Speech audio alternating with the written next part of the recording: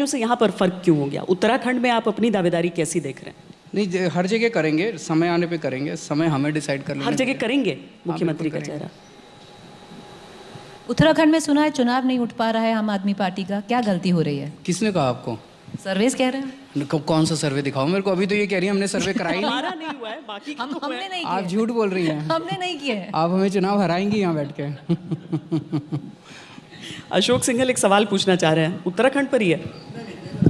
देश पर अभी आएंगे हम अशोक जी, अभी देश की तरफ हम एक एक राज्य करते हुए, एक एक प्रदेश, फिर पूरा देश, और इसी क्रम में फिर हम गोवा की तरफ भी चलते हैं, जहां पर गोवा में भी काफ़ी समय से आम आदमी पार्टी की बात तो होती है। वहां पर अब धीरे धीरे पोस्टर्स भी पड़ते जा रहे हैं, लेकिन गोवा में आपकी राजनीतिक, फिर आप सर्वे पूछेंगे इसलिए आपकी राजनीतिक समझ आपको गोवा में कहां पर खड़ा कर रही है?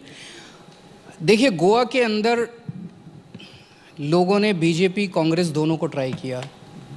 पिछली बार कांग्रेस को 17 सीट मिली थी, 20 सीट चाहिए होती है सरकार बनाने के लिए, 3 सीट कम थी। बीजेपी को 12 सीट मिली थी। 17 में से 13 लोग छोड़ के या 12 लोग छोड़ के बीजेपी में शामिल हो गए। तो इसका क्या मतलब हुआ? अब लोग वहाँ ये कह रहे हैं यार कांग्रेस को वोट देने का क्या फ़ायदा है, तो सारे जाके फिर चुनाव के बाद यहाँ मिल जाते हैं।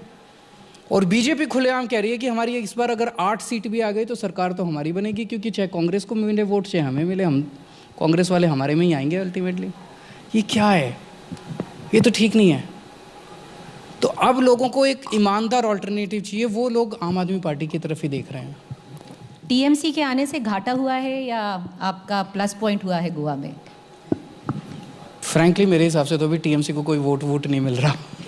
आप कह रहे हैं कि नहीं मिल रहा है? हाँ, मेरे पोस्टर तो वहाँ पे सिर्फ दीदी के दिखाई दे रहे हैं। दिखाई देने जी, पोस्टरों से अगर चुनाव जीते जाते तो फिर तो इस देश के जो सबसे करोड़पति लोग हैं वही चुनाव जीत लेते हैं। टीएमसी ने क्या आपको इनसाइडर बना दिया है? पहले आप आउटसाइडर थे, अब टीएमसी आ गई हैं तो आप तो ऑटोमेटिकली इनसाइडर हो गए हैं। मुझे लगता है वो अभी चुनाव में वो बहुत कोई प्लेयर नहीं है, ऐसा मुझे लगता है। नहीं, पर दीदी के बहुत करीबी आप हैं। ममता बनर्जी आपको पसंद बहुत करती हैं। मैं भी उनको बहुत पसंद करता हूँ। आप वो पूरे देश में घूम रही हैं, महाराष्ट्र का दौरा करके आई हैं, तो उस चर्चा में, उस विमर्श में, उस साझेदारी में आप भी हिस्सा होने ही वाले होंगे।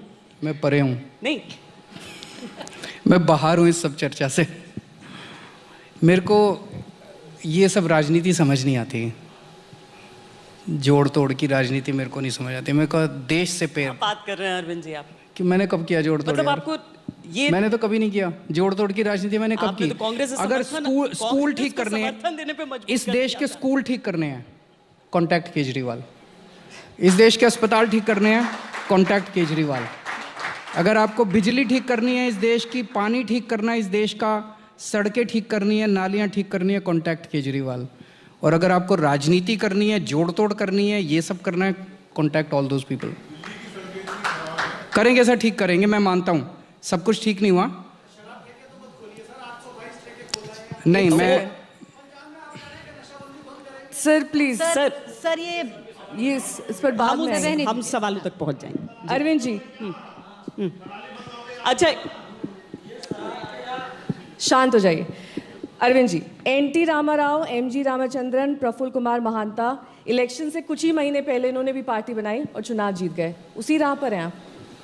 कोई भी राह कह लीजिए, हम तो अच्छी राह पे हैं, जो भी कर रहे हैं अच्छा काम कर रहे हैं। उतना ही आत्मविश्वास है, उतना ही कॉन्फिडेंस है, जनता पे विश्वास है। देखो, मैंने जो अपना छोटे से राजनीतिक